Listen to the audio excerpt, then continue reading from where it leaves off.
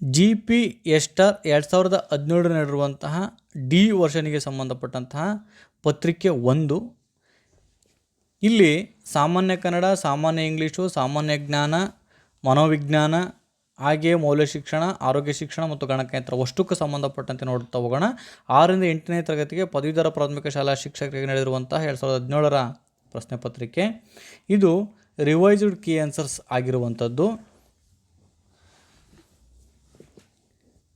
ಕತ್ತಿ ಮಸೆ ಈ ನುಡಿಗಟ್ಟಿನ ಅರ್ಥ ಕೇಳಿದರೆ ಇದು ನುಡಿಗಟ್ಟಿನ ಅರ್ಥ ದ್ವೇಷ ಸಾಧಿಸು ಅಂತ ಆಗುವಂಥದ್ದು. ತುತ್ತ ತುದಿ ಇದೊಂದು ಅಂತ ಕೇಳಿದರೆ ಇದೊಂದು ದುರುಕ್ತಿ ಆಗುವಂಥದ್ದು. ಬಟ್ಟ ಬಯಲು, ತುತ್ತ ತುದಿ ಇದೆಲ್ಲ ದುರುಕ್ತಿ ಆಗುವಂಥದ್ದು. ನವ್ಯ ಕಾವ್ಯದ ಪ್ರಮುಖ ಕವಿ ಅಂತ ಕೇಳಿದರೆ ಎಂ ಗೋಪಾಲಕೃಷ್ಣ ಅಡಿಗರು ಆಗುವಂಥದ್ದು. ಆಕಾಶದಲ್ಲಿ ಕಪ್ಪು ಮೋಡಗಳು ಇವೆ ಈ ವಾಕ್ಯದ ವಿಶೇಷಣ ಅಂತ ಕೇಳಿದರೆ ಇಲ್ಲಿ ಕಪ್ಪು ಅಂತಕ್ಕಂಥದ್ದೇ ಈ ವಾಕ್ಯದ ವಿಶೇಷಣ, ಹಾಗಾಗಿ ಕಪ್ಪು ಅಂತ ಬರುವಂಥದ್ದು. ನಾನು, ನಾವು ಇವು ಯಾವುವು ಅಂತ ಕೇಳಿದರೆ ಇವೆಲ್ಲವೂ ಕೂಡ ಉತ್ತಮ ಪುರುಷ ಸರ್ವನಾಮಗಳು. ಇದು 10ನೇ ತರಗತಿ ಗ್ರಾಮರ್ ಪಾಯಿಂಟ್ ಆಗಿರೋದ್ರಿಂದ 10ನೇ ತರಗತಿ ಪುಸ್ತಕದಲ್ಲಿರುವಂಥ ಗ್ರಾಮರ್ ಪಾಯಿಂಟ್ಸ್ನ ನೀವು ಓದ್ಕೋಬೇಕಾಗುತ್ತೆ. Main important. 10ನೇ ಶತಮಾನದ ಪ್ರಮುಖ ಕಾವ್ಯ ಪ್ರಕಾರ ಯಾವುದು ಅಂತ ಕೇಳಿದರೆ ಇದಕ್ಕೆ ಚಂಪು ಕಾವ್ಯ ಪ್ರಕಾರ ಆಗಿರುವಂಥದ್ದು. ಷಣ್ಮಾಸ ಇದನ್ನು ಬಿಡಿಸಿ ಬರೆದ ರೂಪ ಅಂತ ಕೇಳಿದರೆ ಷಟ್ ಪ್ಲಸ್ ಮಾಸ ಷಣ್ಮಾಸ ಆಗುವಂಥದ್ದು. ಕನ್ನಡದ ಮೊದಲ ಗದ್ಯಕೃತಿ ಯಾವುದು ಅಂತ ಕೇಳಿದರೆ ಇದು ಒಡ್ಡರಾಧನೆ ಆಗುವಂಥದ್ದು. ಕನ್ನಡದ ಏನಿದೆ ಕವಿರಾಜ ಮಾರ್ಗ ಇದು ಮೊದಲ ಲಕ್ಷಣ ಗ್ರಂಥ ಅಂತೇಳಿ ಕೂಡ ಕೇಳ್ತಾರೆ ಕೆಲವೊಂದು ಸತಿ. ಬೈಬೇಡ ಇದರ ಗ್ರಾಂಥಿಕ ರೂಪ ಏನು ಅಂತ ಕೇಳಿದರೆ ಬಯ್ಯ ಬೇಡ ಅಂತಕ್ಕಂಥದ್ದು. ಕನ್ನಡಿಗ ಈ ಪದದಲ್ಲಿರುವಂಥ ತದ್ದಿತಾಂತ ಪ್ರತ್ಯಯ ಕೇಳಿದರೆ ಈಗ ಅಂತಕ್ಕಂಥದ್ದು ತದ್ದಿತಾಂತ ಪ್ರತ್ಯಯ. ಇದು ಕೂಡ 10ನೇ ತರಗತಿಯ ಪಠ್ಯಪುಸ್ತಕದಲ್ಲಿ ಇರುವಂಥದ್ದು. ನಡು ಹಗಲು ಇದು ಅಂಶಿ ಸಮಾಸ, ಅಂದರೆ ಹಗಲಿನ ಒಂದು ಭಾಗ ನಡು ಹಗಲು ಅಂತಕ್ಕಂಥದ್ದು. ಈಗ ಮುಂಗೈ, ಅಂಗೈ, ಇಂದಲೆ ಇವೆಲ್ಲವೂ ಕೂಡ ಅಂಶಿ ಸಮಾಸಕ್ಕೆ ಬರುವಂಥದ್ದು. ಜವರೇಗೌಡರು ಸಂಪಾದಿಸಿದಂತಹ ತ್ರಿಪದಿಯ ಕೃತಿ ಯಾವುದು ಅಂತ ಕೇಳಿದರೆ ಜನಪದ ಗೀತಾಂಜಲಿ. ರಮೇಶ ಶಾಲೆಗೆ ಹೋಗುತ್ತಾನೆ ಆದರೆ ಓದಲು ಬರೆಯಲು ಬರುವುದಿಲ್ಲ. ಆದರೆ ಅನ್ನೋದು ಒಂದು ಸಂಬಂಧ ಸೂಚಕ ಪದ ಬಂದಿರೋದ್ರಿಂದ ಈ ವಾಕ್ಯವನ್ನು ನಾವೇನಂತ ಕರಿತೀವಿ ಅಂತಂದರೆ ಸಂಯೋಜಿತ ವಾಕ್ಯ ಅಂತ ಕರಿತೀವಿ. ಅನುಸ್ವಾರ ಮತ್ತು ವಿಸರ್ಗ ಇವನ್ನು ನಾವು ಯೋಗವಾಹಕಗಳು ಅಂತ ಕರಿತೀವಿ. ಸಂಧ್ಯಕ್ಷರ ಹೈ ಮತ್ತು ಹೌ ಆಗಿರುವಂಥದ್ದು. ಕರ್ನಾಟಕದ ಕಬೀರ ಎಂದು ಖ್ಯಾತಿ ಪಡೆದಿರುವಂಥವ್ರು ಯಾರು ಅಂತಂದರೆ ಶಿಶುನಾಳ ಶರೀಫರು. ಮಾರ್ಜನ ಪದದ ತದ್ಭವ ರೂಪ ಮಜ್ಜನ ಆಗಿರುವಂಥದ್ದು. ಕ್ರಿಯಾಪದದ ಮೂಲ ರೂಪವೇ ಧಾತು ಆಗಿರುವಂಥದ್ದು. ಯೇಸು ಬಾಲಚಂದ್ರನಂತೆ ಸಿಲುಬೆಯಲ್ಲಿ ತೂಗಿದನು ಈ ವಾಕ್ಯದಲ್ಲಿರುವಂತಹ ಉಪಮಾನ ಯಾವುದು ಅಂತ ಕೇಳಿದರೆ ಉಪಮಾನ ಬಾಲಚಂದ್ರ ಆಗುವಂಥದ್ದು. ಮಾತ್ರಗಣ ಛಂದಸ್ಸಿಗೆ ಸೇರದ ನೋಡ್ರಿ ಸೇರದ ಕಾವ್ಯ ಪ್ರಕಾರ ಯಾವುದು ಅಂತ ಕೇಳಿದರೆ ಇದು ಸಾಂಗತ್ಯ ಆಗುವಂಥದ್ದು. ದ್ವಿತೀಯ ವಿಭಕ್ತಿ ಯಾವುದು ಅಂತ ಕೇಳಿದರೆ ಅನ್ನು ಆಗುವಂಥದ್ದು. ಇದು ಪ್ರಥಮ ವಿಭಕ್ತಿ. ಹೂ ಅಂತಕ್ಕಂಥದ್ದು ಪ್ರಥಮ ವಿಭಕ್ತಿ, ಅನ್ನು ಅಂತಕ್ಕಂಥದ್ದು ದ್ವಿತೀಯ ವಿಭಕ್ತಿ ಆಗುವಂಥದ್ದು. ಅನೇಕ ಉಪವಾಕ್ಯಗಳು ಒಂದು ಪ್ರಧಾನ ವಾಕ್ಯಕ್ಕೆ ಅಧೀನವಾಗಿದ್ದು ಈ ಉಪವಾಕ್ಯಗಳು ಮುಕ್ತಾಯವಾದಾಗ ನಾವು ಬಳಸುವಂಥ ಚಿಹ್ನೆ ಯಾವುದು ಅಂತ ಕೇಳಿದರೆ ಈ ಚಿಹ್ನೆ ಯಾವುದು ಅಂತಂದರೆ ಅರ್ಧ ವಿರಾಮ ಚಿಹ್ನೆ. ಸೋಮು, ಶಶಿ, ಇಂದು, ನಿಶಾ ಗುಂಪಿಗೆ ಸೇರದ ಪದ ಯಾವುದು ಅಂತ ಕೇಳಿದರೆ ಇಲ್ಲಿ ಗುಂಪಿಗೆ ಸೇರದ ಪದ ನಾವು ಯಾವ್ದು ತೆಗಿಬೇಕು ಅಂದರೆ ನಿಶಾ ತೆಗಿಬೇಕು. ತೆಗೆದಿರುವಂಥದ್ದು. ನೆಕ್ಸ್ಟು ಅನಂತ ಪದದ ವಿರುದ್ಧಾರ್ಥಕ ಪದ ಕೇಳಿದರೆ ಅದಕ್ಕೆ ಆನ್ಸರ್ ಬಿ ಅಂತ ಆಗುವಂಥದ್ದು. ನೋಡ್ರಿ ಅದು ಎಷ್ಟು ಸಿಂಪಲ್ ಅನಿಸುತ್ತೆ, ಅವ್ರು ಕಠಿಣವಾಗೈತೆ. ಭೀಮಾರ್ಜುನ ಬಿಲ್ವಿದ್ಯೆ ಕಲಿತರು ಈ ವಾಕ್ಯದ ಶುದ್ಧ ರೂಪ ಕೇಳಿದರೆ ಈ ವಾಕ್ಯದ ಶುದ್ಧ ರೂಪ ಡಿ ಆಗುವಂಥದ್ದು. ಭೀಮಾರ್ಜುನರು ಬಿಲ್ವಿದ್ಯೆ ಕಲಿತರು. ವ್ಯಾಪಾರಿ ಇದು ಒಂದು ಅನ್ವರ್ಥನಾಮ. ವ್ಯಾಪಾರಿ, ವೈದ್ಯ, ಶಿಕ್ಷಕ ಇವೆಲ್ಲವೂ ಕೂಡ ಅನ್ವರ್ಥನಾಮ. 26ನೇದಕ್ಕೆ ಆನ್ಸರ್ ಬಿ ಆಗುವಂಥದ್ದು. 29ನೇದಕ್ಕೆ ಆನ್ಸರ್ ಡಿ ಆಗುವಂಥದ್ದು.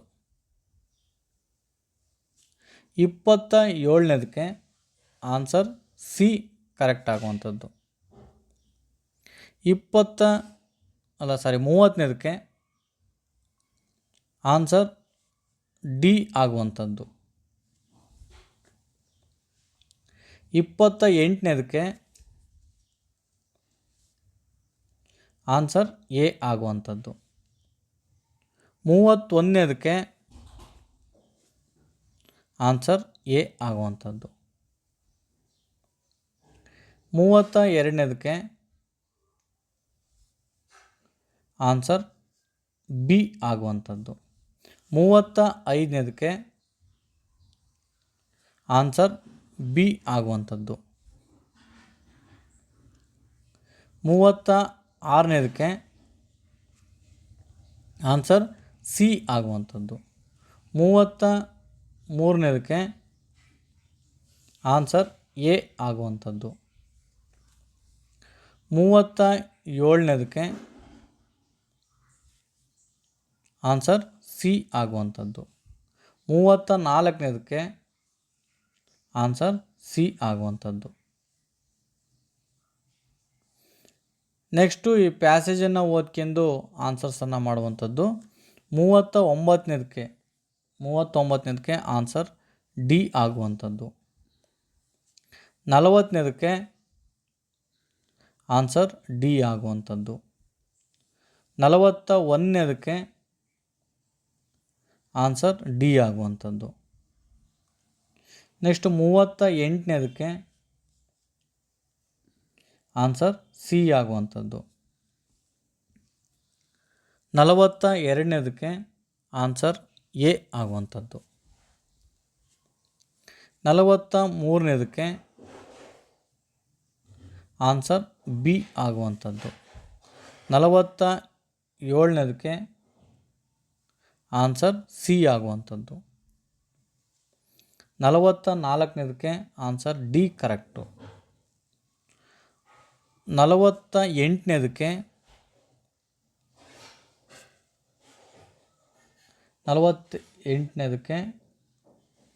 ಆನ್ಸರ್ ಬಿ ಆಗುವಂಥದ್ದು. 45ನೇದಕ್ಕೆ ಆನ್ಸರ್ ಡಿ ಆಗುವಂಥದ್ದು. 45ನೇದಕ್ಕೆ ಆನ್ಸರ್ ಡಿ. 49ನೇದಕ್ಕೆ ಆನ್ಸರ್ ಸಿ ಕರೆಕ್ಟು. 46ನೇದಕ್ಕೆ ಆನ್ಸರ್ ಬಿ ಕರೆಕ್ಟು. 50ನೇದಕ್ಕೆ ಆನ್ಸರ್ ಬಿ ಕರೆಕ್ಟ್ ಆಗುವಂಥದ್ದು.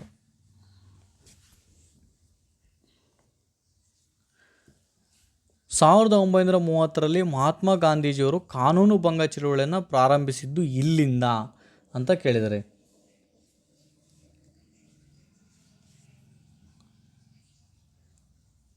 ಈ ಕ್ವಶನ್ನು ಡಿಲೀಟ್ ಆಗಿದೆ, ಅಂದರೆ ಈ ಕ್ವಶನ್ನಿಗೆ ಆನ್ಸರನ್ನು ಕೊಟ್ಟಿಲ್ಲ. ಆದರೂ ಕೂಡ ನಾವು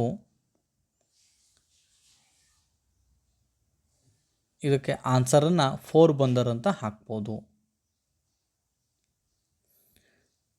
ನೆಕ್ಸ್ಟು ಹಿಂದೂ ಮಹಾಸಾಗರವನ್ನು ಸುತ್ತುವರೆದಿರುವ ಒಟ್ಟು ದೇಶಗಳು ಅಂತ ಕೇಳಿದರೆ, ಹಿಂದೂ ಮಹಾಸಾಗರವನ್ನು ಸುತ್ತುವರೆದಿರುವಂತಹ ಒಟ್ಟು ದೇಶಗಳು 14 ದೇಶಗಳು. ಇದು ಕೂಡ ಡಿಲೀಟ್ ಆಗಿರುವಂಥ ಕ್ವಶನ್ನು. ಮೊಹರಂ ಕಾಲದಲ್ಲಿ ಮುಸಲ್ಮಾನರು ಆಡುವ ಹಾಡು ಯಾವುದು ಅಂತ ಕೇಳಿದರೆ, ಅದು ಸೂಜ್ ಕ್ವಾನಿ ಅನ್ನೋ ಹಾಡನ್ನು ಆಡುವಂಥದ್ದು. ನಮಗೆ ಚಂದ್ರನ ಒಂದೇ ಮುಖ ಗೋಚರವಾಗುವುದು ಕಾರಣ ಏಕೆ ಅಂತ ಕೇಳಿದರೆ, ಚಂದ್ರನ ಭ್ರಮಣ ಕಾಲ ಮತ್ತು ಪರಿಭ್ರಮಣ ಕಾಲ ಒಂದೇ ಆಗಿರುತ್ತದೆ ಅಂತಕ್ಕಂಥದ್ದು ಸರಿಯಾದ ಉತ್ತರ ಆಗುವಂಥದ್ದು. ಸಾಗರೋತ್ತರ ಭಾರತ ಪೌರತ್ವ ಪತ್ರವು ಒಂದು ವಿಶೇಷ ವೀಸಾ. ಇದನ್ನು ಹೊಂದಿರುವಂತಹ ವ್ಯಕ್ತಿಗೆ ನಾವೇನಂತ ಕರಿತೀವಿ ಅಂದರೆ, ಭಾರತದಲ್ಲಿ ಆಸ್ತಿ ಹೊಂದುವ ಅವಕಾಶವಿರುತ್ತದೆ. ಸಾಗರೋತ್ತರ ಭಾರತ ಪೌರತ್ವ ಪತ್ರವು ಒಂದು ವಿಶೇಷ ವೀಸಾ ಅಂತಂದರೆ ಭಾರತದಲ್ಲಿ ಆಸ್ತಿಯನ್ನು ಹೊಂದುವಂತಹ ಅವಕಾಶವನ್ನು ಮಾಡಿಕೊಟ್ಟುವಂಥದ್ದು. ಉತ್ತರಾರ್ಧಗೋಳದಲ್ಲಿ ಬೀಸುವ ಚಕ್ರಾವರ್ತನ ಮಾರುತಗಳನ್ನು ತಿಳಿಸುವಂಥ ಚಿತ್ರ ನೋಡ್ರಿ. ಚಕ್ರಾವರ್ತನ ಮಾರುತಗಳನ್ನು ತಿಳಿಸುವಂತಹ ಚಕ್ರವನ್ನು ಕೇಳಿದರೆ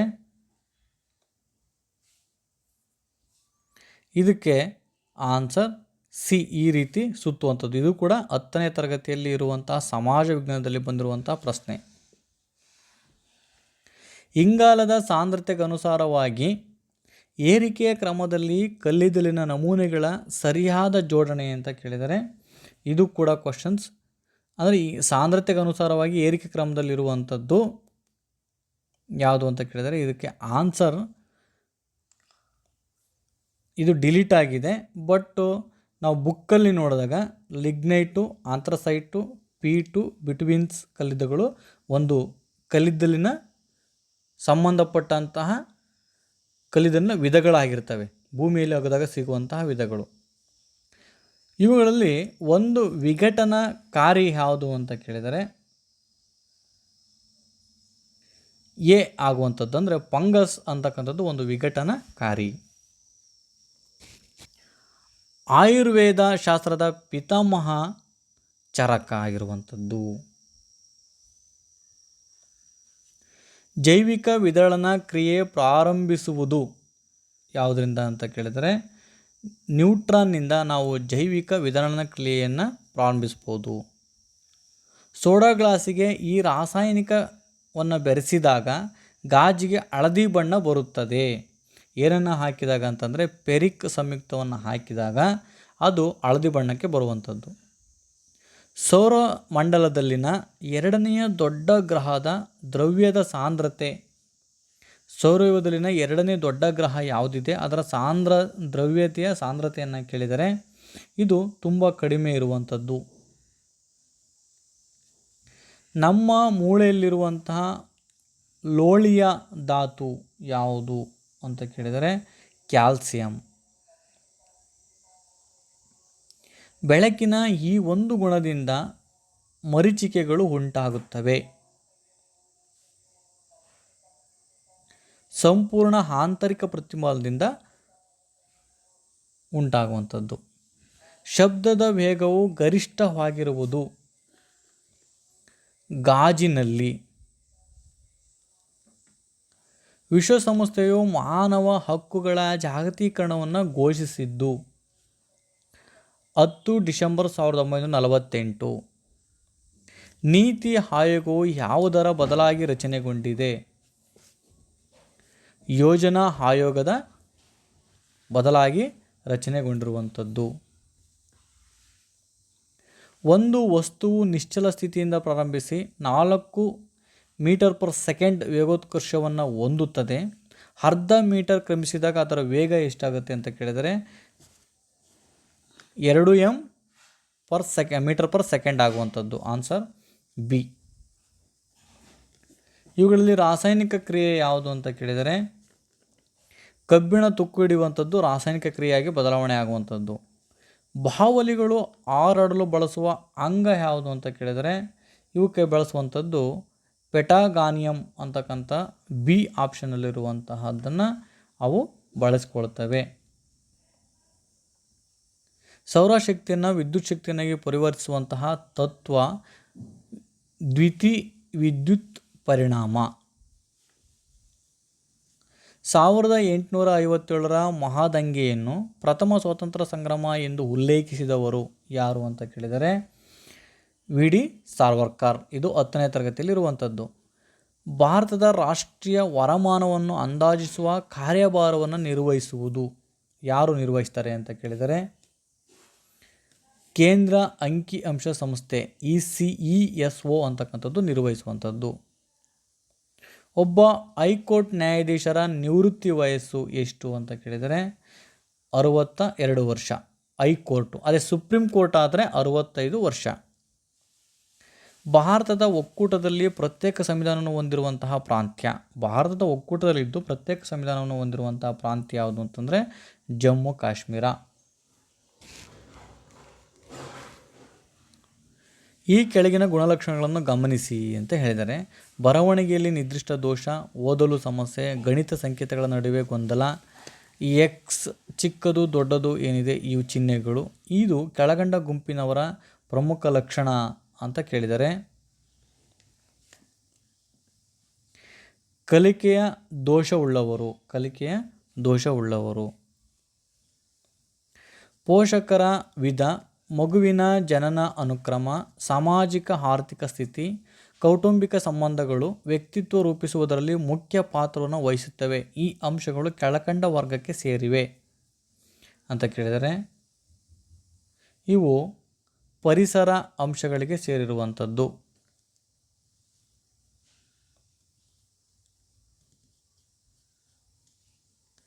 ಪಿಯಾಜೆಯ ಬುದ್ಧಿಮತ್ತೆಯ ಬೆಳವಣಿಗೆಯ ಸಿದ್ಧಾಂತದ ಪ್ರಕಾರ ಸ್ಕೀಮಾ ಎಂದರೆ, ರಿಪೀಟೆಡ್ ಕ್ವಶನ್ನು, ಜ್ಞಾನ ಸಂಸ್ಕರಿಸಲು ವ್ಯಕ್ತಿ ಹೊಂದಿರುವಂತಹ ಮೂಲ ಸಂರಚನೆಗಳು ಅಂತಕ್ಕಂಥದ್ದೇನಿದೆ ಅದು ಆನ್ಸರ್ ಆಗುವಂಥದ್ದು. ಪಿಯಾಜೆಯ ಬುದ್ಧಿಮತ್ತೆಯ ಬೆಳವಣಿಗೆಯ ಸಿದ್ಧಾಂತದ ಪ್ರಕಾರ ಸ್ಕೀಮಾ ಅಂತಂದರೆ ಜ್ಞಾನ ಸಂಸ್ಕರಿಸಲು ವ್ಯಕ್ತಿ ಹೊಂದಿರುವಂತಹ ಮೂಲ ಸಂರಚನೆಗಳು ಆಗುವಂಥದ್ದು ಆನ್ಸರ್ಸ್. ಅನು ಅನಾಥಾಲಯದಲ್ಲಿರುತ್ತಾಳೆ. ಅವಳಿಗೆ ಒಳ್ಳೆಯ ಆಹಾರ ಮತ್ತಿತರ ಸೌಲಭ್ಯಗಳು ದೊರೆತಿವೆ. ಆದರೂ ಅವಳು ಪ್ರೀತಿಗಾಗಿ ಹಾತೊರೆಯುತ್ತಾಳೆ. ಅವಳ ಯಾವ ಅವಶ್ಯಕತೆ ಪೂರೈಕೆ ಆಗಿಲ್ಲ ಅಂತ ಕೇಳಿದರೆ 79ನೇದು ಸಂವೇದನಾತ್ಮಕ ಅವಶ್ಯಕತೆಗಳು. ಅಂದರೆ ಪ್ರೀತಿಗಾಗಿ ಹಾತೊರಿತಾಳೆ ಅಂತಂದರೆ ಅವಳಲ್ಲಿರುವಂಥದ್ದು ಸಂವೇಗಾತ್ಮಕ ಅವಶ್ಯಕತೆಗಳು. ವಿಕಾಸಾತ್ಮಕ ಕಾರ್ಯಗಳನ್ನು ಮೊಟ್ಟಮೊದಲು ಪರಿಚಯಿಸಿದವರು ಯಾರು ಅಂತ ಕೇಳಿದರೆ ರಾಬರ್ಟ್ ಆವಿಂಗ್ಸ್ಟರ್ಸ್. ವ್ಯಕ್ತಿಯಲ್ಲಾಗುವ ಗುಣಾತ್ಮಕ ಬದಲಾವಣೆಗಳನ್ನು ನಾವು ಹೇಗಂತ ಕರಿತೀವಿ ಅಂತ ಕೇಳಿದರೆ ವಿಕಾಸ ಅಂತ ಕರಿತೀವಿ. ಮಗುವಿನ ವೈಯಕ್ತಿಕ ಸಾಮಾಜಿಕ ಲಕ್ಷಣಗಳನ್ನು ಅಧ್ಯಯನ ಮಾಡಿ ಗ್ರಹಿಸಲು ಸುಲಭವಾದ ವಿಧಾನ ಯಾವುದು ಅಂತಂದರೆ ವ್ಯಕ್ತಿ ಅಧ್ಯಯನ. Answer C. ತಲೆಯಿಂದ ಇಮ್ಮುಡಿಯ ಕಡೆಗೆ ಸಾಗುವ ವಿಕಾಸಾತ್ಮಕ ಕ್ರಮವನ್ನು ನಾವು ಏನಂತ ಕರಿತೀವಿ ಅಂತ ಕೇಳಿದರೆ ಸಿರಪಾದ ಅಭಿಮುಖ ಅಂತ ಕೇಳಿದ್ದು. Repeated question. ಆರವ್ 3 ವರ್ಷದ ಮಗು, ಅವನು ವಿಕಾಸದ ಈ ಹಂತದಲ್ಲಿದ್ದಾನೆ ಅಂತ ಕೇಳಿದರೆ ಇದು ಪೂರ್ವ ಬಾಲ್ಯಾವಸ್ಥೆ. ಕಲಿಕೆಯ ವರ್ಗಾವಣೆಯನ್ನು ಸರಿಯಾಗಿ ವಿವರಿಸುವ ಹೇಳಿಕೆಗಳ ಗುಂಪನ್ನು ಗುರುತಿಸಿ ಅಂತ ಕೇಳಿದರೆ ಇದಕ್ಕೆ ಆನ್ಸರ್ ಡಿ ಆಗುವಂಥದ್ದು. 2, 3, 4 2, 3, 4 ಆಗುವಂಥದ್ದು. ಕಲಿಕೆಯ ವರ್ಗಾವಣೆ ಧನಾತ್ಮಕ, ಋಣಾತ್ಮಕ ಮತ್ತು ಶೂನ್ಯ ಆಗಿರುತ್ತದೆ. ಕಲಿಕೆಯ ವರ್ಗಾವಣೆ ಯಾವಾಗಲೂ ಕೂಡ ಸಾರ್ವತ್ರಿಕವಾಗಿರುತ್ತದೆ. ಕಲಿಕೆಯ ವರ್ಗಾವಣೆ ತನ್ನಷ್ಟಕ್ಕೆ ತಾನು ನಡೆಯುವುದಿಲ್ಲ ಅಂತಕ್ಕಂಥದ್ದು ಸರಿಯಾದ ಉತ್ತರ. ಕಾಲಾಂತರಗಳ ನಡುವೆ ಅಲ್ಪಾವಧಿಯ ಅಧ್ಯಯನ ಅವಧಿಗಳು ಸ್ಮೃತಿಗೆ ಸಹಾಯಕವಾಗ್ತವೆ. Answer D. ಆಂತರಿಕ ಕಲಿಕೆ. ಇಂದಿನ ಕಲಿಕೆಯು ನಂತರದ ಕಲಿಕೆಗೆ ಅಡ್ಡಿ ಉಂಟು ಮಾಡಿ ಮರವನ್ನು ಉಂಟು ಮಾಡಿದರೆ ಅದನ್ನು ನಾವು ಯಾಂತ ಕಲಿಕೆ ಅಂತ ಕರಿತೀವಿ ಅಂತಂದರೆ ಮುಮ್ಮರಳುವ ಅವರೋಧ ಅಂತ ಕರಿತೀವಿ. ಇಂದಿನ ಕಲಿಕೆಯು ನಂತರದ ಕಲಿಕೆಗೆ ಅಡ್ಡಿಯನ್ನುಂಟು ಮಾಡಿ ಮರೆವನ್ನುಂಟು ಮಾಡಿದರೆ ಅದನ್ನು ಮುಮ್ಮರಳುವ ಅವರೋಧ. ನಂತರ ಅಂತ ಬಂತಂದ್ರೆ ಮುಮ್ಮ ಅಂತ. ಅದು ಕಲಿಕೆಯ ಗೆಸ್ಟಾಲ್ಟ್ ಸಿದ್ಧಾಂತದ ಪ್ರತಿಪಾದಕ ಯಾರು ಅಂತ ಕೇಳಿದರೆ ಇವರು ಇಷ್ಟು ಜನನೂ ಇದ್ದಾರೆ. ಇದರಲ್ಲಿ ಯಾರು ಅಂತ ನಾವು ಆಯ್ಕೆ ಮಾಡಬೇಕು. Answer B. ಅಂದರೆ 1, 3, 4 ಕೊಹ್ಲರು, ಕರ್ಟ್, ಲೆವಿನ್ನು, ವರ್ದಿಮಿಯರು. ಸಾಮಾಜಿಕ ರೀತಿನೀತಿಗಳು ಬಹುತೇಕ ಇತರರನ್ನು ಅನುಕರಿಸುವುದರಿಂದ ಕಲಿಯಲ್ಪಡುತ್ತವೆ ಎಂದು ಪ್ರತಿಪಾದಿಸಿದವರು ಯಾರು ಅಂತ ಕೇಳಿದರೆ ಬಂಡೂರರು.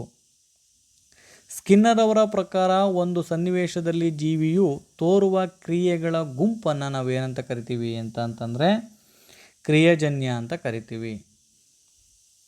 ವ್ಯಕ್ತಿಯು ಉದ್ದೇಶಪೂರ್ವಕವಾಗಿ ವರ್ತಿಸಲು, ತರ್ಕಬದ್ಧವಾಗಿ ಯೋಚಿಸಲು ಮತ್ತು ಪರಿಸರದೊಂದಿಗೆ ಸಮರ್ಪಕವಾಗಿ ಹೊಂದಿಕೊಳ್ಳಲು ಬೇಕಾದಂತಹ ಒಟ್ಟು ಸಾಮರ್ಥ್ಯವನ್ನು ನಾವು ಬುದ್ಧಿಶಕ್ತಿ ಎಂದು ಕರೀತೀವಿ. ಹೀಗೆ ವ್ಯಾಖ್ಯಾನಿಸುವವರು ಯಾರು ಅಂತ ಕೇಳಿದರೆ ವೆಸ್ಟ್ಲರ್. ಸೋನುವಿನ ನೈಜ ವಯಸ್ಸು 10 ವರ್ಷ ಮತ್ತು ಮಾನಸಿಕ ವಯಸ್ಸು 12 ವರ್ಷಗಳು. ಅವಳ ಬುದ್ಧಿಶಕ್ತಿಯ ಮಟ್ಟ, ಇದಕ್ಕೆ ಸೂತ್ರವನ್ನು ಹಾಕಿ ಅಂತ ಕಂಡುಹಿಡಿಯಬೇಕು. ಆನ್ಸರ್ 120 ಬರುವಂಥದ್ದು. ಈ ಕೆಳಗಿನ ಪರೀಕ್ಷಣವು ಬುದ್ಧಿಶಕ್ತಿಯ ಸಾಮೂಹಿಕ ಪರೀಕ್ಷೆಗೆ ಉದಾಹರಣೆ ಆಗಿದೆ. ಇದು ರೇವನ್ ರವರ ಪ್ರೋಗ್ರೆಸಿವ್ ಮೆಟ್ರಿಸಿಸ್ ಪರೀಕ್ಷೆ. ಇದು ಸಾಮೂಹಿಕ ಪರೀಕ್ಷೆಗೆ ಉದಾಹರಣೆ ಆಗಿರುವಂಥದ್ದು. ಬ್ರೈಲ್ ಕೆಳಗಿನ ಗುಂಪಿಗೆ ಸೇರಿದವರ ಪ್ಲಸ್ ಪಠ್ಯಕ್ರಮದ ಭಾಗವಾಗಿದೆ. ಆನ್ಸರ್ ಬಿ, ದೃಷ್ಟಿದೋಷ ಉಳ್ಳವರದು. ಪೇಜ್ ಅವರ ಜ್ಞಾನಾತ್ಮಕ ವಿಕಾಸದ ಹಂತಗಳ ಸರಿಯಾದ ಅನುಕ್ರಮಣಿಕೆಯನ್ನು ಗುರುತಿಸಿ ಅಂತ ಕೇಳಿದರೆ ಡಿ, 4ನೇದು ಫಸ್ಟ್ನೇದು ಸಂವೇದನಾಗತಿ ಹಂತ, 2ನೇದು ಕ್ರಿಯಾಪೂರ್ವ ಹಂತ, 3ನೇದು ಮೂರ್ತ ಕ್ರಿಯೆ ಹಂತ, 4ನೇದು ಔಪಚಾರಿಕ ಕ್ರಿಯೆ ಹಂತ. ಪ್ರಚೋದನೆ ಪ್ರತಿಕ್ರಿಯೆಗಳ ನಡುವಿನ ಬಂಧವು ಕಲಿತದನ್ನು ಬಳಸುವ ಅಥವಾ ಬಳಕೆ ಮಾಡದೇ ಇದ್ದುದರ ಆಧಾರದ ಮೇಲೆ ಬಲಗೊಳ್ಳುತ್ತದೆ ಅಥವಾ ಕ್ಷೀಣಿಸುತ್ತದೆ ಎಂಬ ಕಲಿಕೆಯ ನಿಯಮವು ಯಾವುದಕ್ಕೆ ಸಂಬಂಧಪಟ್ಟಿದೆ? ಪ್ರಚೋದನೆಗೆ ಪ್ರತಿಕ್ರಿಯೆಗಳ ನಡುವಿನ ಬಂಧ ಇರಬೇಕು. ಬಂಧವು ಕಲಿತದ್ದನ್ನು ಬಳಸುವ ಮತ್ತು ಬಳಕೆ ಮಾಡದೇ ಇದ್ದುದರ ಆಧಾರದ ಮೇಲೆ ಬಲಗೊಳ್ಳುತ್ತದೆ ಅಥವಾ ಕ್ಷೀಣಿಸುತ್ತದೆ ಎಂದು ಕಲಿಕೆಯ ನಿಯಮ ಯಾವುದು ಅಂತ ಕೇಳಿದರೆ ಆನ್ಸರ್ ಎ, ಅಭ್ಯಾಸ ನಿಯಮ. ಕೆಳಗಿನಗಳಲ್ಲಿ ಆರಂಭಿಕ ಬಾಲ್ಯಕ್ಕೆ ಸಂಬಂಧಿಸದ ಗುಣಲಕ್ಷಣವನ್ನು ಗುರುತಿಸಿ ಅಂತ ಕೇಳಿದರೆ ಗುಂಪುಗಾರಿಕೆಯ ವಯಸ್ಸು. ಆರಂಭಿಕ ಬಾಲ್ಯಕ್ಕೆ ಸಂಬಂಧಿಸದ ಗುಣಲಕ್ಷಣಗಳನ್ನು ಗುರುತಿಸಿ ಅಂತ ಕೇಳಿದರೆ ಆನ್ಸರ್ ಡಿ. ಸ್ಮೃತಿಗೆ ಸಹಾಯಕವಾಗಲು ನೀವು ಒಂದು ದೀರ್ಘ ಪದ ಅಥವಾ ದೀರ್ಘ ಸಂಖ್ಯೆಗಳನ್ನು ಚಿಕ್ಕ ಅರ್ಥಪೂರ್ಣ ಭಾಗಗಳಾಗಿ ವಿಂಗಡಿಸಿದರೆ ಅದನ್ನು ನಾವು ಈಗಂತ ಕರಿತೀವಿ ಅಂತ ಕೇಳಿದರೆ ಚೂರು ಮಾಡುವಿಕೆ. ಕೆಲವು ವೇಳೆ ಶಿಕ್ಷಕರು ಇಲ್ಲಿ ನೋಡಿ, ಗಮನವಿಟ್ಟು ಕೇಳಿ ಮುಂತಾದ ನುಡಿಗಟ್ಟುಗಳನ್ನು ಬಳಸುತ್ತಾರೆ. ಹೀಗೆ ಮಾಡುವುದು ಯಾವುದಕ್ಕೋಸ್ಕರ ಮಾಡ್ತಾರೆ ಅಂತಂದರೆ ಆನ್ಸರ್ ಡಿ, ವಿದ್ಯಾರ್ಥಿಗಳ ಅವಧಾನವನ್ನು ಗಳಿಸಲು. ಸುರೇಶನು ಗಣಿತದಲ್ಲಿ ಉತ್ತಮ ಶ್ರೇಣಿಗಳನ್ನು ಪಡೆಯುತ್ತಾನೆ, ಆದರೆ ಭಾಷಾ ವಿಷಯದಲ್ಲಿ ಕಠಿಣ ಎನಿಸುತ್ತದೆ. ಇದು ಈ ಕೆಳಗಂಡ ಒಂದು ಅಂಶಕ್ಕೆ ಸಂಬಂಧಿಸಿದೆ. ಇದು ವ್ಯಕ್ತಿಯ ಆಂತರಿಕ ಭಿನ್ನತೆಗಳು. ಗಣಿತದಲ್ಲಿ ಚೆನ್ನಾಗಿ ಓದ್ತಿದ್ದಾನೆ, ಆದರೆ ಭಾಷೆಗಳಲ್ಲಿ ಕಲಿಯುವಾಗ ಕಠಿಣ ಅನ್ನಿಸ್ತಿದೆ ಅನ್ನೋದು ಒಂದು ವೈಯಕ್ತಿಕ ಆಂತರಿಕ ಭಿನ್ನತೆಗೆ ಸಂಬಂಧಪಟ್ಟಿರುವಂಥದ್ದು.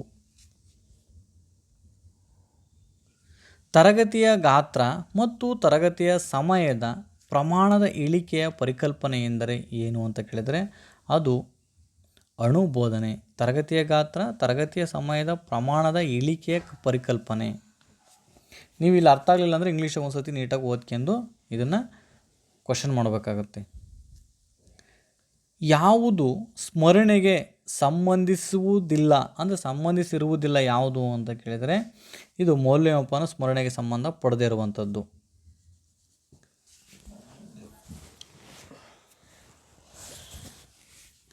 ಶಿಕ್ಷಕರ ಸಾಧನೆಯನ್ನು ಈ ಮೂಲಕ ಗುರುತಿಸಲಾಗಿದೆ. ವಿದ್ಯಾರ್ಥಿಗಳ ವರ್ತನೆಯಿಂದ. ಸಾಧನಾ ಪರೀಕ್ಷೆಯ ಅವಶ್ಯಕತೆ ಇರುವಂಥದ್ದು ವಿದ್ಯಾರ್ಥಿಗಳ ವರ್ಗೀಕರಣಕ್ಕೆ ಬೇಕಾದದ್ದು ಸಾಧನಾ ಪರೀಕ್ಷೆ.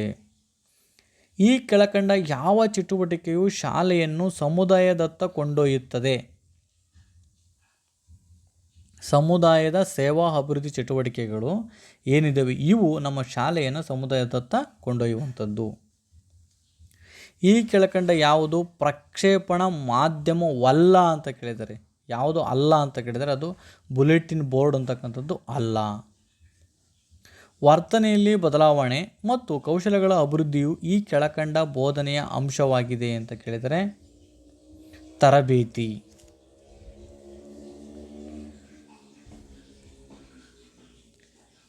ಶಿಕ್ಷಕಿಯು ತನ್ನ ವಿದ್ಯಾರ್ಥಿಗಳಿಗೆ ಮೂರ್ತ ವಸ್ತುಗಳು ಮತ್ತು ನೈಜ ಘಟನೆಗಳ ಮೂಲಕ ಬೋಧಿಸಲು ಆಶಿಸುತ್ತಾಳೆ. ಇದಕ್ಕಾಗಿ ಅವರು ವ್ಯವಸ್ಥೆಗೊಳಿಸುವುದು ಅಂದರೆ ಮೂರ್ತ ವಸ್ತುಗಳನ್ನು ವಿದ್ಯಾರ್ಥಿ ಮುಟ್ಟು ನೋಡಲಿಕ್ಕೆ ಅವಕಾಶ ಮಾಡಿಕೊಡಬೇಕು.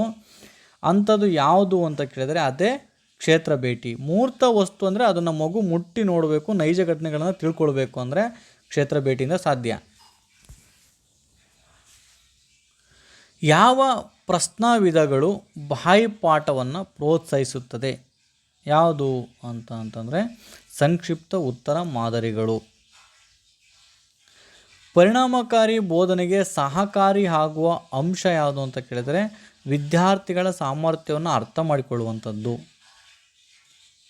ಮಾನಸಿಕ ಸಾಮರ್ಥ್ಯವು ಇದನ್ನು ಒಳಗೊಂಡಿದೆ ಅಂತ ಕೇಳಿದರೆ ಸ್ಮರಣೆ, ವಿವೇಚನಾಶೀಲತೆ, ಆಲೋಚನೆ ಇವುಗಳನ್ನು ನೀವು ಗಮನವಿಟ್ಟು ನೋಟ್ಸ್ ಮಾಡ್ಕೊಳ್ಳೇಬೇಕು. ರಿಪೀಟೆಡ್ ಬರ್ತಾನೆ ಇರ್ತೈತೆ. ಸ್ಮರಣೆ, ವಿವೇಚನಾಶೀಲತೆ, ಆಲೋಚನೆಯು ಮಾನಸಿಕ ಸಾಮರ್ಥ್ಯವು ಒಳಗೊಂಡಿರುವಂಥ ಅಂಶಗಳು.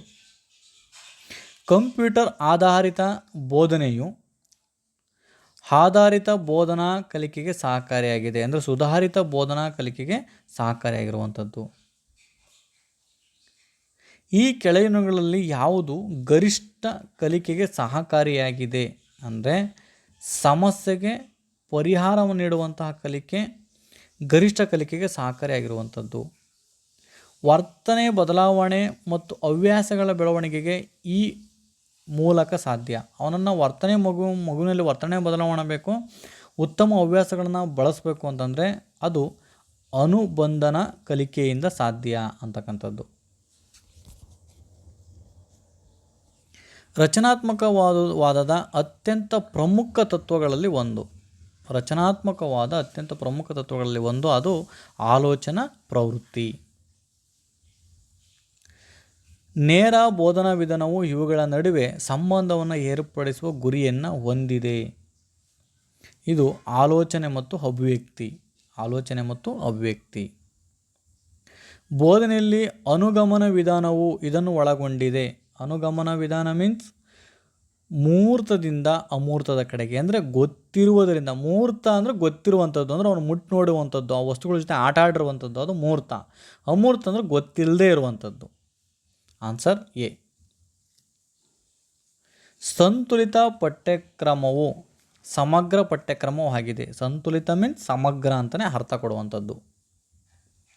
ಪಂಚೇಂದ್ರಿಯಗಳ ಗರಿಷ್ಠ ಬಳಕೆಗೆ ಅನುವು ಮಾಡಿಕೊಡುವಂತಹ ಒಂದು ವಿಧಾನ ಯಾವುದು ಅಂತಂದರೆ ಅದು ಪ್ರಾಯೋಗಿಕ ವಿಧಾನ. ಬಹಳ ಹಿಂದಿನ ನೆನಪಿನಿಂದ ಸೂಕ್ತವಾದ ಜ್ಞಾನಾಂಶಗಳನ್ನು ಸ್ಮರಣೆಗೆ ತಂದುಕೊಳ್ಳುವಂತಹ ಪ್ರಕ್ರಿಯೆಯನ್ನು ನಾವು ಅರ್ಥ ಮಾಡಿಕೊಳ್ಳುವಿಕೆ ಅಂತ ಕರಿತೀವಿ. ನಿಖರ ಸಮಸ್ಯೆಯುಳ್ಳ ವಿದ್ಯಾರ್ಥಿಯ ಕಲಿಯುವಿಕೆಗೆ ಅತ್ಯುತ್ತಮ ಪರಿಹಾರವೆಂದರೆ ನೈದಾನಿಕ ಪರೀಕ್ಷೆ. ನಿಖರ ಸಮಸ್ಯೆಗೆ ಪರಿಹಾರ ನೀಡುವಂಥದ್ದೇ ನೈದಾನಿಕ ಪರೀಕ್ಷೆ. ಈ ಕೆಳಗಿನವುಗಳಲ್ಲಿ ಯಾವುದು ಶ್ರವ್ಯ ದೃಶ್ಯ ಬೋಧನಾ ಸಾಮಗ್ರಿ ಅಲ್ಲ ಅಂತ ಕೇಳಿದ್ದಾರೆ. ಯಾವುದು ಅಲ್ಲ ಅಂದರೆ ಗ್ರಾಮ್ಫೋನ್ ಅಲ್ಲ. ಬಹುತೇಕವಾಗಿ ಬರವಣಿಗೆ ಪರೀಕ್ಷೆಯನ್ನು ಏನನ್ನು ಸ್ಮರಣೆ ಮಾಡ್ತೈತೆ ಅಂದರೆ ಅದು ಸ್ಮರಣೆಯನ್ನೇ ಮಾಡುವಂಥದ್ದು. ಗ್ರಹಿಕೆ ಎಂದರೆ ಏನು ಅಂತ ಕೇಳಿದರೆ ಗ್ರಹಿಕೆ ಅಂದರೆ ಅದು ಕೌಶಲ. ಇವುಗಳ ಬೋಧನೆಯಲ್ಲಿ ಮೌಖಿಕ ಮಾರ್ಗದರ್ಶನವು ಕನಿಷ್ಠ ಪರಿಣಾಮನ ಹೊಂದಿದೆ. ಅಂದರೆ ಮೌಖಿಕವಾಗಿ ಮಾರ್ಗದರ್ಶನ ಮಾಡುವಂಥದ್ದು ಕನಿಷ್ಠ ಸ್ವಲ್ಪ ಪ್ರಮಾಣದಲ್ಲಿ ಪ್ರಭಾವವನ್ನು ಬೀರುತ್ತೆ. ಅದು ಯಾವುದಕ್ಕೆ ಅಂದರೆ ಕೌಶಲ್ಯಕ್ಕೆ. ನಮ್ಮ ರಾಷ್ಟ್ರಗೀತೆಯಲ್ಲಿ ಎಷ್ಟು ಸಾಲು ಇದ್ದಾವೆ ಅಂತ ಕೇಳಿದರೆ 13 ಸಾಲುಗಳು ಇದ್ದಾವೆ. ಇವರ ಜನ್ಮದಿನವನ್ನು ರಾಷ್ಟ್ರೀಯ ಕ್ರೀಡಾ ದಿನವಾಗಿ ಆಚರಿಸುತ್ತೇವೆ. ಧ್ಯಾನ್ ಚಂದ್. ಭಾರತಕ್ಕೆ ಅಗತ್ಯವಿರುವ ಆಟದ ಮೈದಾನಗಳು ಭಗವದ್ಗೀತೆ ಎಲ್ಲ ಎಂದು ಹೇಳಿದವರು. Answer D. ಸ್ವಾಮಿ ವಿವೇಕಾನಂದರು. ಸಾಮಾನ್ಯವಾಗಿ ಜೀವಿಸುವ ಎಲ್ಲ ಜೀವಿಗಳ ಮೇಲೆಯೂ ಸಹಜವಾಗಿ ಇರಬೇಕಾದಂತಹ ಮೌಲ್ಯ ಯಾವುದು? ದಯೆ ಅಂತಕ್ಕಂಥದ್ದು.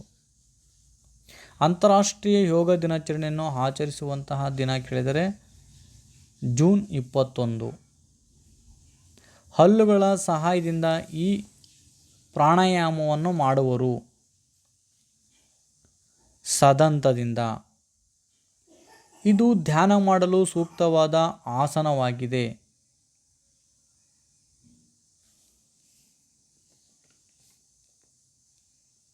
ಮೇಲಿನ ಎಲ್ಲವೂ ಕೂಡ ವಜ್ರಾಸನ, ಪದ್ಮಾಸನ, ಸುಖಾಸನ ಮೂರಾಗೂ ಮಾಡುವುದು. Answer D. ಸ್ಕೂಲಿಯಾಸಿಸ್ ಎಂಬುದು ಒಂದು ವಿಧವಾಗಿದೆ. ಇದು ನಿಲುವಿನ ದೋಷ. ಸ್ಕೊಲಿಯಾಸಿಸ್ ಅಂತಕ್ಕಂಥದ್ದು. ಸರ್ವಕಾಲಿಕ ಮೌಲ್ಯಕ್ಕೆ ಇದು ಒಳ್ಳೆಯ ಉದಾಹರಣೆ. ಸತ್ಯ. ವಿದ್ಯಾರ್ಥಿಗಳಲ್ಲಿ ವೈಯಕ್ತಿಕ ಮೌಲ್ಯಗಳನ್ನು ಬೆಳೆಸಲು ಅನುಸರಿಸಬಹುದಂತಹ ಸೂಕ್ತ ವಿಧಾನ ಯಾವುದು ಅಂತ ಕೇಳಿದರೆ ಸ್ವಯಂ ಶಿಸ್ತು. ವಿದ್ಯಾರ್ಥಿಗಳಲ್ಲಿ ದೇಶಪ್ರೇಮ ಮೌಲ್ಯವನ್ನು ಬೆಳೆಸಲು ಈ ಸಂದರ್ಭ ಅತ್ಯಂತ ನ್ಯಾಯಸಮ್ಮತವಾಗಿದೆ. ಇದು ಉಗ್ರರ ದಾಳಿಯಲ್ಲಿ ಹುತಾತ್ಮರಾದವರನ್ನು ಬಗೆಗಿನ ವಿವರಣೆಯನ್ನು ಕೊಡುವಂಥದ್ದು ಅತ್ಯಂತ ಉತ್ತಮವಾದ ಮಾರ್ಗ ಆಗಿರುವಂಥದ್ದು. ಈ ಕೆಳಗಿನ ಯಾವ ಸಂಬಂಧ ತಪ್ಪಾದ ಹೋಲಿಕೆಯನ್ನು ಹೊಂದಿದೆ ಅಂತ ಕೇಳಿದರೆ ಆನ್ಸರ್ ಡಿ. ಜೀವಸತ್ವ ಡಿ ರಕ್ತ ಹೆಪ್ಪುಗಟ್ಟಲು ಅಂತಿದೆಯಲ್ಲ, ಇದು ತಪ್ಪಾದ ಹೊಂದಾಣಿಕೆ. ಕ್ಷಯರೋಗವು ಈ ರೋಗಾಣುವಿನಿಂದ ಹರಡುತ್ತದೆ ಅಂತ ಕೇಳಿದರೆ ಕ್ಷಯರೋಗ ಮೈಕ್ರೋಬ್ಯಾಕ್ಟೀರಿಯಾ ಟ್ಯೂಬರ್ಕ್ಯುಲೋಸಿಸ್ ಅಂತಕ್ಕಂಥದ್ದು ಸರಿಯಾದದ್ದು. ಆದರೆ ಇದನ್ನು ಕ್ವಶನನ್ನು ಡಿಲೀಟ್ ಮಾಡಿ ತೆಗೆದಿದ್ದಾರೆ. ಇದನ್ನು ಪ್ರಥಮ ಚಿಕಿತ್ಸೆ ನೀಡುವಾಗ ರೋಗಿಗೆ ಸಾಕಷ್ಟು ತುಂಬಬೇಕಾಗಿರುವುದು. ಏನನ್ನು ತುಂಬಬೇಕು ಅಂತಂದರೆ ಆತ್ಮವಿಶ್ವಾಸವನ್ನು ತುಂಬಬೇಕು. ನೋಡ್ರಿ, ಇಲ್ಲಿ ಆತ್ಮಸ್ಥೈರ್ಯ ಅಂತ ಕೇಳಿದರೆ ಆದರೆ ಆತ್ಮವಿಶ್ವಾಸವನ್ನು ತುಂಬಬೇಕು. Answer B. ಇದು ಭಾರತದ ರಾಷ್ಟ್ರೀಯ ಪಕ್ಷಿ ಆಗಿದೆ. ನವಿಲು. ವಿಡಿಯೋ ಕ್ಯಾಮ್ರಾದಂತಹ ಮಲ್ಟಿಮೀಡಿಯಾಗಳ ಉಪಕರಣಗಳನ್ನು ಜೋಡಿಸಲು ಉಪಯೋಗಿಸುವಂತಹ ಮಾಪಕ ಯಾವುದು ಅಂತ ಕೇಳಿದರೆ USB. ಈ ಕೆಳಗಿನಲ್ಲಿ ಯಾವುದು CAD ಕಂಪ್ಯೂಟರ್ ಏಡೆಡ್ ಡಿಸೈನ್ನ ಲೆಕ್ಕಾಚಾರದಲ್ಲಿ ಉಪಯೋಗಿಸುತ್ತಾರೆ? Micro computer. ಸೂಪರ್ ಕಂಪ್ಯೂಟರ್ನ ವೇಗವನ್ನು ಅಳೆಯುವ ಮಾಪಕ ಯಾವುದು ಅಂತ ಕೇಳಿದರೆ ಆನ್ಸರ್ ಬಿ. FLOPS ಫ್ಲೋಪ್ಸ್ ಅಂತಕ್ಕಂಥದ್ದು. ಈ ಕೆಳಗಿನಲ್ಲಿ ಯಾವುದು ಸ್ಪ್ರೆಡ್ ಶೀಟ್ಗಳಿಗೆ ಸಂಬಂಧಿಸಿರುತ್ತದೆ? ನೋಡಿ, ನೀಟಾಗಿ ಓದ್ಕೋಬೇಕು, ಅದನ್ನು ಗಮನ ಇಟ್ಟು ಓದ್ಕೋಬೇಕು. ಸಂಬಂಧಿಸಿರುತ್ತದೆ ಅಂತ ಕೇಳಿದರೆ ಮಾರ್ಕ್ ಬುಕ್ಕು ಒಂದು ದಾಖಲೆ, ಇದರಲ್ಲಿ ಒಂದಕ್ಕಿಂತ ಹೆಚ್ಚು ಹಾಳೆಗಳಿರುತ್ತವೆ ಅಂತಕ್ಕಂಥದ್ದು ಸರಿಯಾದ ಆನ್ಸರ್. ಇವುಗಳಲ್ಲಿ ಯಾವುದು ವಿಂಡೋಸ್ 7ಗೆ ಸಂಬಂಧಿಸಿಲ್ಲ ಅಂತ ಕೇಳಿದರೆ answer A. 64 bits processor Windows 7ನಲ್ಲಿ ಇಲ್ಲ. HTMLನ ವಿಸ್ತೃತ ರೂಪ ಕೇಳಿದರೆ ಹೈಪರ್ ಟೆಕ್ಸ್ಟ್ ಮಾರ್ಕಪ್ ಲ್ಯಾಂಗ್ವೇಜ್.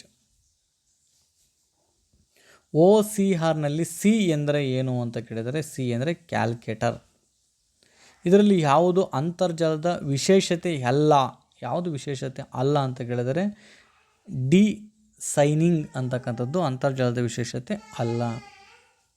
ಈ ಕೆಳಗಿನಲ್ಲಿ ಯಾವುದು ಮಾನವ ಭಾಷೆಯಿಂದ ಯಾಂತ್ರಿಕ ಭಾಷೆಗೆ ಒಂದೊಂದೇ ಸಾಲುಗಳನ್ನಾಗಿ ಭಾಷಾಂತರಿಸುತ್ತದೆ? ಯಾವುದು ಮಾನವನ ಭಾಷೆಯಿಂದ ಯಾಂತ್ರಿಕ ಭಾಷೆಗೆ ಒಂದೊಂದೇ ಸಾಲುಗಳನ್ನಾಗಿ ಭಾಷಾಂತರಿಸ್ತದೆ ಅಂತ ಕೇಳಿದರೆ ಇಂಟರ್ಪ್ರಿಂಟರ್. ಈ ವೀಕ್ಷಣೆಯು ಡಾಟಾ ಬೇಸ್ನ ಎಲ್ಲ ಮಾಹಿತಿಗಳ ಸಂಕ್ಷಿಪ್ತ ವಿವರಣೆಯನ್ನು ನೀಡುತ್ತದೆ. ಡಾಟಾ ಬೇಸ್ನ ಎಲ್ಲ ಮಾಹಿತಿಗಳ ಸಂಕ್ಷಿಪ್ತ ವಿವರಣೆಯನ್ನು ನೀಡುತ್ತದೆ. Answer C. ಕಾನ್ಸೆಪ್ಚುಯಲ್ ವ್ಯೂ ಅಂತಕ್ಕಂಥದ್ದು ಆನ್ಸರ್ ಸಿ ಆಗುವಂಥದ್ದು. ಇವು ಅಂತಿಮ ಕೀ ಆನ್ಸರ್ಸ್ಗೆ ಸಂಬಂಧಪಟ್ಟಂತಹ 1ರಿಂದ 150 ಕ್ವಶನ್ಸ್ಗಳನ್ನು ಬಿಡಿಸಿರುವಂಥದ್ದು. ಇವು ನಿಮಗೆ ಮುಂದಿನ ಎಕ್ಸಾಮ್ಗಳಿಗೆ ಯೂಸ್ ಆಗ್ತವೆ ಅಂತ ಹೇಳ್ತಾ thank you for watching video.